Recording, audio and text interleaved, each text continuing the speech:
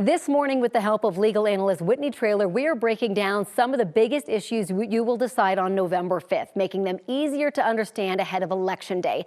First, we're going to talk about Amendment 79. This is about the constitutional right to abortion. So, Whitney, what are voters being asked here? Yeah.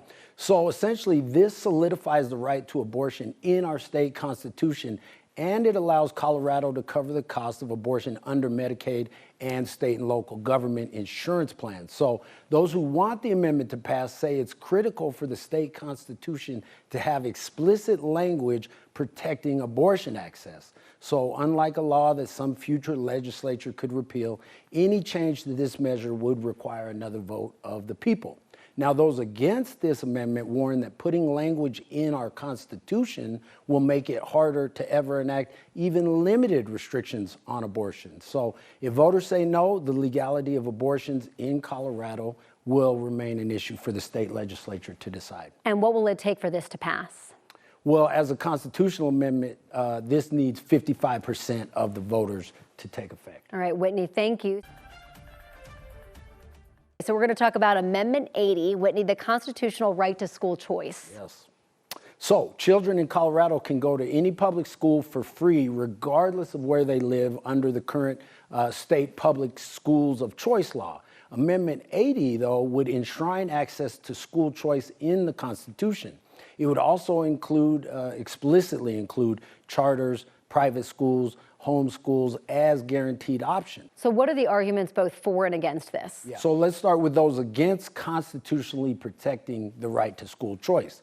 They're concerned that this would open the door to school vouchers by making private schools a protected option for kids. They're afraid it could lead to a change in Colorado law which prohibits public funding for private education, redirecting money from public schools. Now, those who support the amendment say that's not the intent. They simply want to protect families' ability to choose the best educational option for themselves. So how would Amendment 80 work? Right. The proposed amendment matches the current slate of school choices families have right now in Colorado, so it wouldn't have any immediate impact on state policies.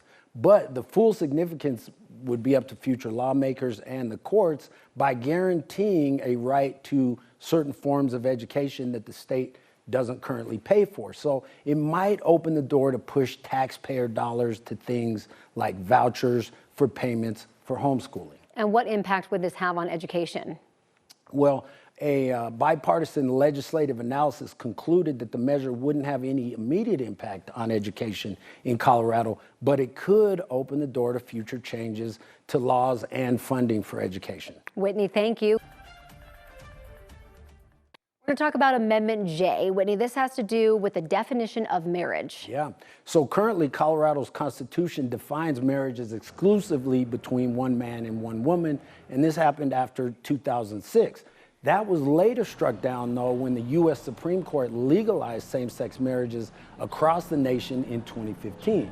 So Colorado marriage licenses have been issued for same-sex couples since about 2014. However, the state constitution was never altered to reflect that language. So, Whitney, this amendment would change that, right? Yes, and those who vote yes are effectively saying they want the language removed from the state constitution that defines a valid marriage as a union between a man and a woman. Now, those who vote no don't want that language removed, but same-sex marriage would continue to be legal in Colorado based on the U.S. Supreme Court's ruling. So if it fails, nothing changes? Technically, no. However, if that Supreme Court ruling gets overturned, then the state can legally ban same-sex marriages because the language is in the Constitution. So repealing the language defining marriages between just one man and one woman protects those marriage rights, even if the ruling is overturned in the future. And since this is a change to the Constitution, does it need 55% of the voters to pass? No, normally it does, but since this measure is taking something out of the Constitution as opposed to adding to it, the amendment only needs a simple majority of voter support to pass. Let's talk about Propositions 128 and 130. These address criminal justice and law enforcement, Whitney. Yeah, so Prop 128 would change parole eligibility for crimes of violence. Right now, someone convicted of certain crimes of violence must serve 75% of their sentence before being eligible for parole. A yes vote would change that to 85%, and it would require anyone with 3 or more convictions for those offenses to serve their complete sentence with no chance of early release. A no vote would keep the requirements essentially the same. So what about Proposition 130? This is about funding for police. Yeah.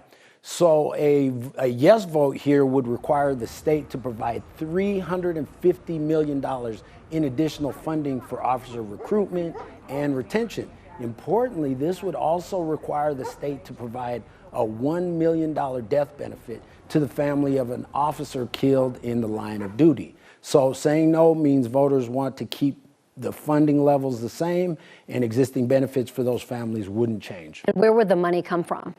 It would come from Colorado's existing budget. There wouldn't be any new taxes, and Prop 130 also wouldn't require the state to set aside that full $350 million in a single year. Whitney, thank you.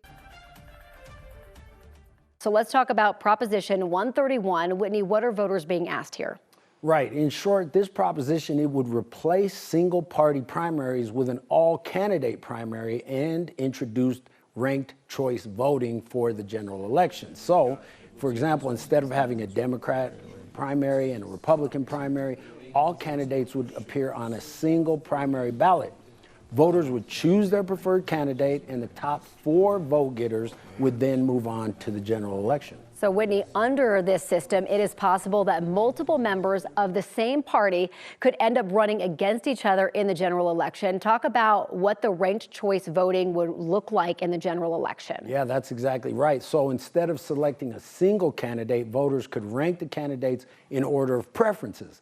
Those rankings would be counted in a multi-step process to ultimately determine the winner. So election officials would count up all the top choices, and if one candidate is the top choice with a majority of votes, that candidate wins.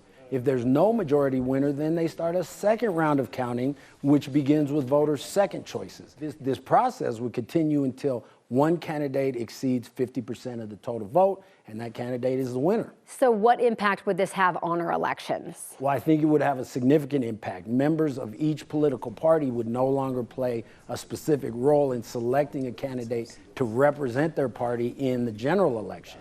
Candidates would no longer have to try to win their party's primary.